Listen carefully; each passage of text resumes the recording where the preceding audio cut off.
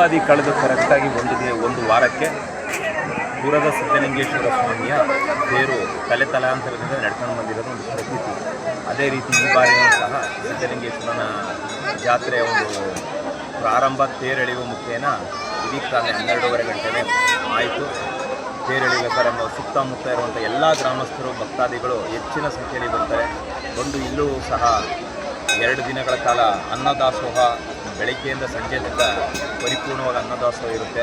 ಭಕ್ತಾದಿಗಳು ಹೆಚ್ಚಿನ ಸಂಖ್ಯೆಯಲ್ಲಿ ಬಂದು ಈ ಒಂದು ಸಿದ್ಧಲಿಂಗೇಶ್ವರ ಮತ್ತು ಸಿದ್ದರಾಮೇಶ್ವರನ ಕೃಪೆಗೆ ಪಾತ್ರರಾಗಿ ತಮ್ಮ ಕೈಂಕಾರ್ಯಗಳನ್ನು ಪೂಜೆಗಳನ್ನು ಮುಗಿಸಿಕೊಂಡು ಮಂಡೆ ಕೊಡುವಂಥ ಭಕ್ತಾದಿಗಳು ಮಂಡೆ ಕೊಟ್ಟು ವರ್ಷವೂ ಇದೊಂದು ಪ್ರತಿದಿನ ನಡ್ಕೊಂಡು ಬಂದಿದೆ. ಅದೇ ರೀತಿ ಈ ವರ್ಷವೂ ಸಹ ವಿಜೃಂಭಣೆಯಿಂದ ಸಿದ್ಧಲಿಂಗೇಶ್ವರನ ತೇರು ಪುರದಲ್ಲಿ ಸಾಗಿದೆ.